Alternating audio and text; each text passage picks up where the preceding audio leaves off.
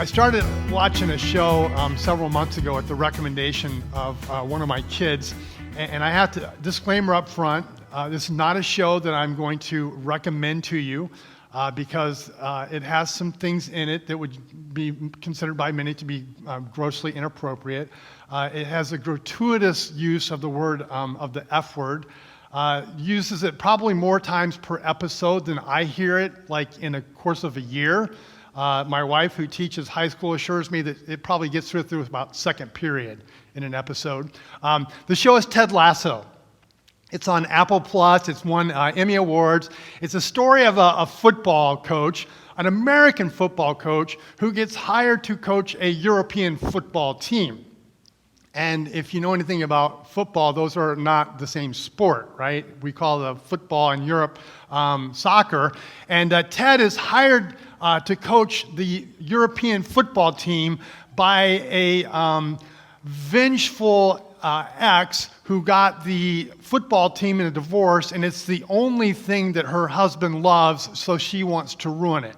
So she hires an American football coach to coach this team. And there's a season, an episode is at the end of season 1, and Ted Lasso, who's kind of, his personality, he is like a habitual positive person. Like, he's just, whatever the situation, he's just like positive about everything. And his team is facing a very, very important match that they are most unlikely to win. And there's I'm told that, and have read and followed up on this, that in Europe there is this phrase that's very common in soccer, or what they call football, it's the hope that kills you. And so they're getting ready for this big game, and everybody keeps saying in anticipation of the game, you know, Ted's all like, let's have hope, we're going to win it. And they're like, it's the hope that kills you. It's the hope that kills you. And before the game, he's in the locker room and he's meeting with his team, and he says, you know, I've heard this phrase. You have this phrase here. It's the hope that kills you. And he says, I disagree with that. I don't think it's the hope that kills you. He says, I think it's the lack of hope that kills you. He says, in America, we have a phrase. He says, I believe in hope. In America, we have this phrase, it's, do you believe? Do you believe in miracles? I'm not asking you to have hope, but I'm asking you, do you believe in miracles? The reality is, hope does present itself as a dilemma.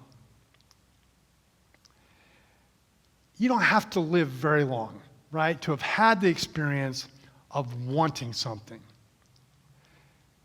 and not getting it, and then experiencing, in the absence of the fulfillment of that hope, disappointment.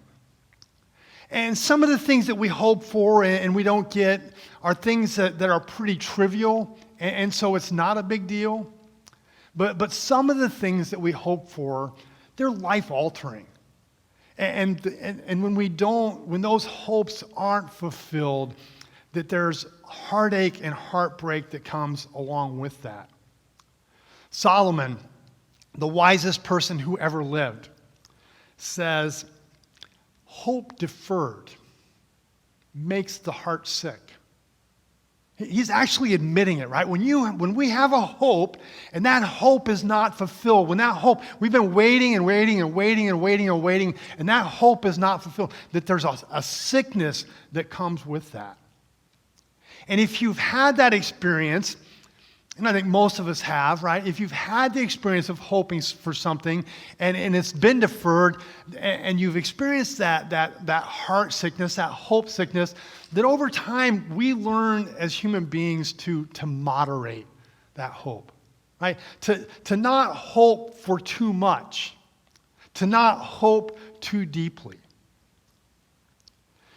Hope deferred makes the heart sick. But it's also true that life without hope is a pretty grim picture of reality too.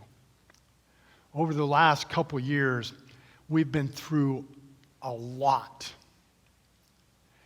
And to be honest, if I think about some of the things that I hope for, when I think back to a year ago and we were beginning Advent, I was like seriously hoping that like by this Advent, this Christmas season, that we wouldn't be like still at home because we're afraid to go out in public, we're afraid of being in a public setting, that those of us who are gathered, that we wouldn't be wearing masks, right? I hope that that would not be the case, and yet still here we are. And so we've had all kinds of political turmoil and civil unrest and this pandemic and problems and woes that abound. And a lot of that stuff is still going on. I wanted to finish my sermon early this week, so I dedicated Tuesday to writing my sermon on hope. And I made the mistake Tuesday morning of reading 10 minutes of news before I came to the office. And literally, it took me an hour to pick myself up off the floor so I could write a sermon about hope. Mental health has taken a beating over the last couple years. It's being expressed in like, I have a couple friends who are therapists, and I mean, their businesses are bursting at the seams. They can't get all of their patients in. Medication and self-medication for anxiety and depression abound. More and more people are resorting to, just to the desperate act of hopelessness, of taking their own life. Solomon, who says, hope deferred makes the heart sick, also says that where there is no vision, what is vision? Vision is a picture of a preferable future. Vision is hope. Where there is no vision, where there is no hope, that people cast off restraint. Right? When we don't have any hope, we don't do the things that we can do to make life better, to make life work. We cast off restraint. It's like hope is something we can't live with, and we have a hard time living without. It's the hope that kills you. And it's the lack of hope that kills you. Hope lies at the heart of Christmas. You hear it in our Christmas songs. O come, Emmanuel, and ransom captive Israel. Come, Jesus, come, God, be with us. We've been waiting for a long, long time. We're waiting, hoping for your coming. Come, thou long expected Jesus, born to set your people free. Songs like Joy to the World and Hark the Herald Angels Sings are eruptions of celebration after people have been waiting a very, very long time for hope to be fulfilled.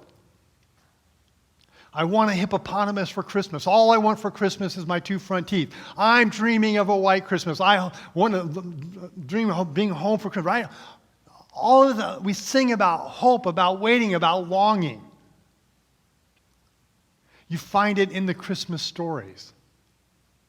Mary erupts in a song of praise when she finds out that she will be the human being that brings the Messiah into the world. Elizabeth, her aunt, Zechariah, her uncle, both also erupt in celebration and praise. Simeon and Anna in the temple, when they bring Jesus in for the dedication, both celebrate what they've been waiting for their whole lives. The shepherds in the field, after they get the news, can't wait to go and see. The Magi traveled 2 years to see this newborn baby. Israel had been waiting for 400 years from the time of the last prophecy in the Old Testament, in Malachi chapter 4. But for you who fear my name, the Son of Righteousness will rise with healing in his wings, and you will go free, leaping with joy like calves led out to pasture. That was the last prophecy. 400 years later, the angels greet the shepherds, behold, I bring you good news of great joy to all the people. The Savior, yes, the Messiah, the Lord, has been born today in Bethlehem, the city of David. Hope that they had been waiting and longing for. Like we wait for 4 weeks in our countdown from Advent, right? 4 centuries. In full disclosure, the events that followed, what they had been waiting for 400 years, didn't actually produce the results that they had hoped for.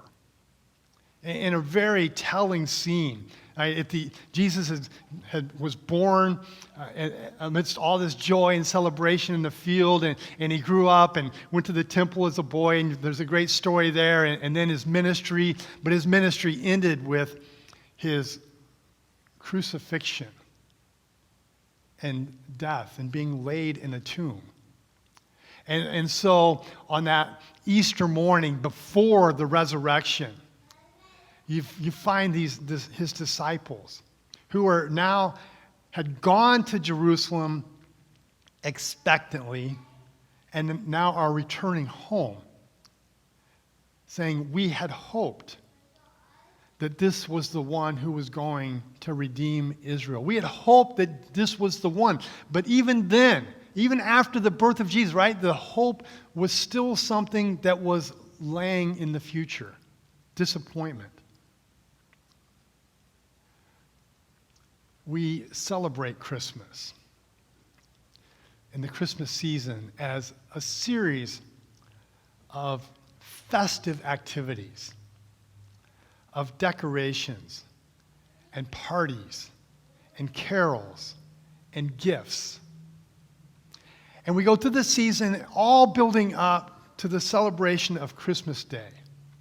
And if you come to Christmas Day, right, if you're a kid, Christmas Day is what? It's about presents. It's about gifts. It's about the things that you've been, when I was a kid, we waited for the Sears catalog to come. And then as soon as the catalog came, then we would, go through the catalog and pick out all the pictures. And you guys do all that on Amazon now. And right, it's a different world. But right, just waiting and for kids, it's about presents and waiting, and for adults, right, we talk about Christmas and the hopes of and the longing to be together and to enjoy each other's company. The Christmas is about being together with the people that you love. For people of the Christian faith, throughout this whole gift-giving thing and family thing, we implore people, encourage people, remember the reason for the season. Jesus is the reason for the season. And throughout this season, we tell stories, and we listen to stories, and we watch movies about Christmas miracles or the magic of Christmas. But we've unwrapped enough Christmas presents to know that what we're really longing for, the miracle that we're waiting for, the magic that we want, our deepest longings will never be fulfilled by what's in those packages. The Christmas wishes that will speak to those longings can't be manufactured by elves in Santa's factory. Santa isn't going to deliver our loved ones that we've lost back to us. He can't reverse the diagnosis. He can't sort out the pieces of a shattered family or heartbreak. Can't put them back together. If the sum of our Christmas celebration is the birth of Jesus, right? Listen, if the sum of our Christmas celebration is the birth of Jesus, that's already happened. And celebrating another birthday doesn't seem likely to change a lot of the things that we most deeply hope for. If the sum of our Christmas celebration is the birth of Jesus. It's already happened. And the celebration of another birthday isn't likely to change the things that we most deeply long for. We might believe in Christmas miracles, but how many of us are expecting one? Do I believe in miracles? I do believe in miracles. Can they happen? Yes, they can. Do they happen? Yes, they do. Will it happen? Maybe, maybe not. I'm kind of the mind, hope for the best, prepare for the worst. Is that hope? Hebrews chapter 11 is what I call, it's the credits for the leading cast in the story of God's activity in human history. It's the Faith Hall of Fame. And as you read through Hebrews chapter 11, I encourage you to do that this week. In story after story, you find people who are well acquainted with waiting for God to deliver. To a person, people who are waiting but had not yet received, it says in verse 39, people who were waiting but had not yet received what God had promised. The waiting game reduces people to four-letter words. Words that some mutter under their breath and some people shout from the mountaintop. Because God can be painfully and sometimes arguably intolerably slow to deliver on his promises. Painfully, intolerably slow. And so all these people in the Faith Hall of Fame who have been waiting for God to deliver on what he promised, waiting for not just years or centuries, but generations. What kept them going? It says in verse 39, they were all commended for their faith. You go back to the beginning of Genesis or Hebrews chapter 11, and it tells us this faith that kept them going through all of these generations of their waiting was also hinging on a four-letter word. It says, now faith is being sure of what we hope for and certain of what we do not see. They were sure of what they hoped for and certain of what they did not see, which I like to have paraphrased, a sure hope in a certain future. Wait and hope are the same Hebrew word. When the Bible talks about waiting and the Bible talks about hoping, there is no waiting that does not involve hoping, and there is no hoping that does not involve waiting.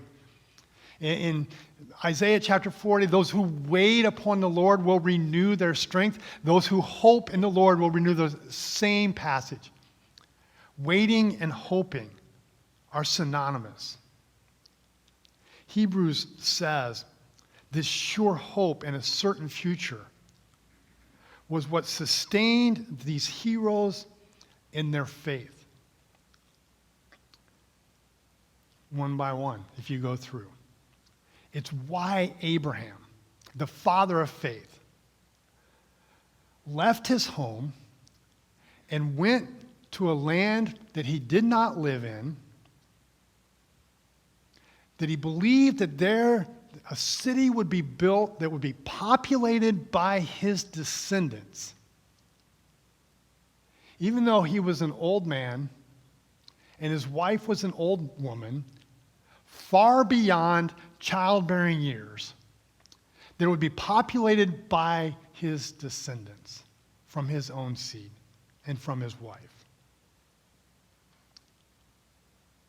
It's why Moses renounced the place of privilege that he had in Pharaoh's court and took up the cause of the Hebrew slaves to deliver them from bondage. You read on through chapter 11. It's this hope, this sure hope in a certain future that enabled some of the great people of faith to triumph over insurmountable odds and enabled others to endure through overwhelming suffering.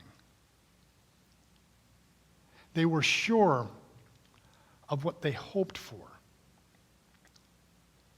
They were sure of what they hoped for because they knew who they were hoping in. It says in Hebrews chapter 11, verse 11, Abraham and Sarah became parents, what they hoped for, because they considered him faithful who had made the promise. By faith, Abraham, when God tested him, offered Isaac as a sacrifice because he reasoned that God could raise the dead. By faith, Moses persevered because he saw him who is invisible. God had planned something better for all of them, which was why they endured all of the heartache and the heartbreak and all the suffering throughout the course of their lives. When Hebrews was written, every one of these people of faith were still waiting for what God had promised. In the church, we celebrate not just Christmas. We celebrate Advent. Advent is the Latin word for coming, and it is the celebration of Christ's coming, of Christ's birth. We sing about that in all of our Christmas hymns and songs. But it is not just a celebration of Jesus coming. It is the anticipation of Jesus' return, of Jesus coming again. And the celebration of Jesus' birth that isn't anchored in the hope of his return is a recipe for disappointment. The hope of Christmas isn't in a Christmas miracle. The hope of Christmas isn't in a Christmas miracle. The hope of Christmas is in a faithful God. That's what enabled the saints of old to endure over generations. It's not what was promised to them that they were waiting for and believing in. It was who had promised it to them that they were believing in and waiting for. Those are not the same things. We will not, until Jesus returns, have all of our longings fulfilled. And if we insist upon it, if we depend upon it, we will be heartbroken, heart-sick people. Do we trust in the one who promised? In the locker room, after a miracle that may or may not have been the one that I talked about earlier in the message, so as not to spoil anything, right? I'm not saying this is the end of that story, but in an end of a story in which something that Ted Lasso had believed in did not come to fulfillment. He's sitting in a room of very disappointed people, and he says to them 3 things. He says, this is sad, right? We hoped in something, we didn't get it. This is sad. There's no way to ignore it. We can't erase it. This hurts. He says there's something worse than being sad. The thing that's worse than being sad is being sad and alone. And he looks around the locker room and he says, we're sad, but we're not alone. We're together in this. We have each other to go through our sadness together. And the third thing he says is, he doesn't use these exact words, but he says, and this isn't the end of the story. We're sad today. And we're together in our sadness. But this is not the last chapter of the story that's being written. In this Advent season, I want to encourage you as we begin, right? We're in this season of anticipation and expectation, not just in the celebration of Jesus coming, but in the anticipation of Jesus' return. That you ask yourself these questions. First of all, what are you waiting for? What are you waiting for? What are you hoping for?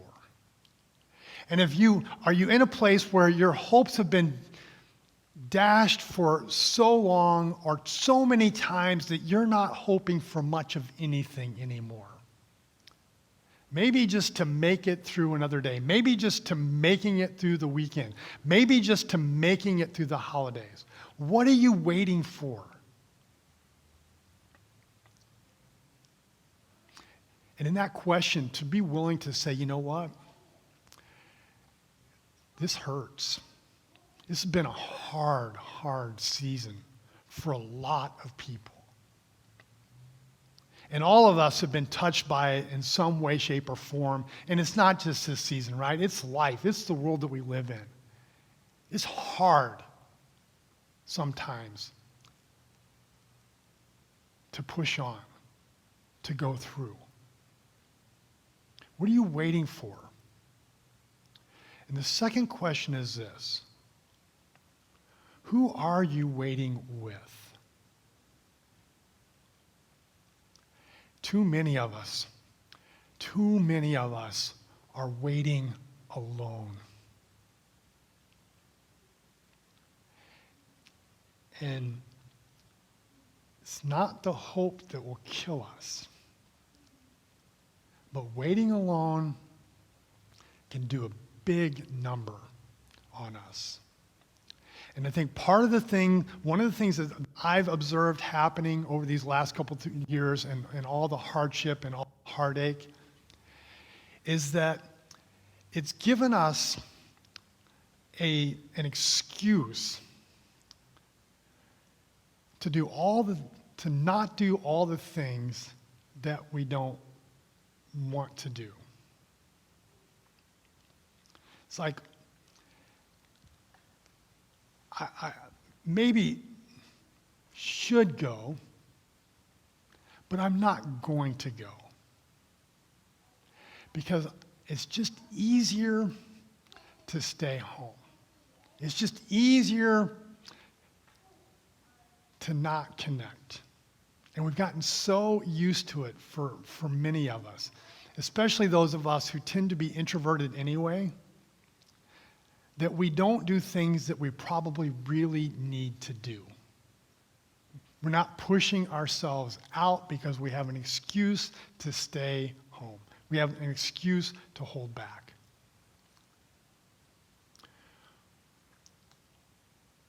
Who are you waiting with?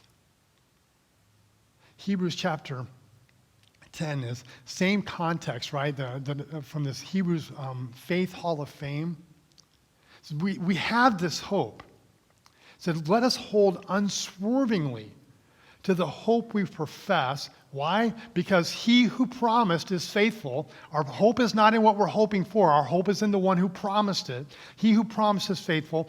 And let us consider how we may spur one another on toward love and good deeds. Not giving up meeting together as some are in the habit of doing, but encouraging one another all the more as you see the day approaching. I'm telling you, these words were written for our time. Do not give up the habit of meeting together as some of us have formed the habit of doing. If you are waiting alone,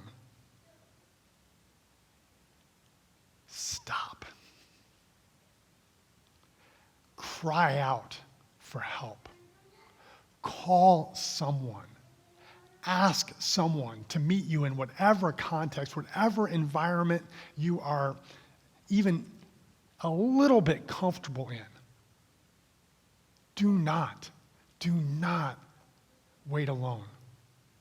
And if you know people who are waiting alone, and you see them and you know why they're there and what they're there, and they can justify it and they can explain it, and you're thinking, well, maybe they're okay. I just want to say, right, if you're watching people from around you who are alone, this is your call to action. Reach out and help them. Reach out and connect with them. People are dying of hopelessness, and they're dying alone. And you have something to offer them. And it is the honor of your presence. Do not suffer alone, and do not allow the people around you to suffer alone. Sadness is a part of our human condition. It's worse than being sad is being sad alone. And the third question is the most important, is this. Not just what are you waiting on, but who. Who are you waiting on? Santa Claus? Your mom and dad to come around, say the right thing, do the right thing, reconcile a relationship? Who are you waiting for? What miracle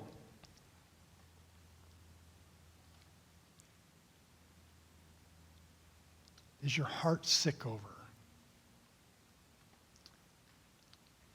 But the deeper question is this. Is the one who fulfills the deepest longings of your heart, is he faithful?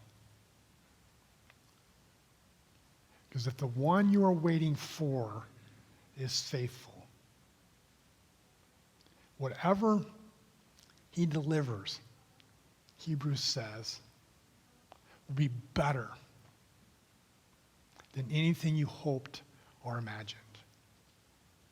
We don't need a Christmas miracle. We need to know that we have a faithful God. Lord, I pray that in this season of preparation, anticipation, expectation, longing, desire, and where some of us would like to squelch it, would like to just push it down and not hope too much so we might not be disappointed again. And you would actually awaken longing within us. Stir it within us. Deepen it. And awaken our hearts, not to what we want, but to who you are. To your faithfulness, to your goodness, to your grace, to your mercy, to your promises, and to your intention to deliver on every promise that you have made. May our Advent be about so much more than just celebrating with family and friends and getting gifts. May it be about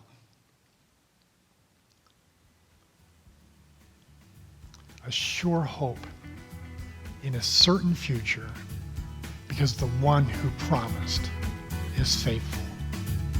I pray in Jesus' name, amen.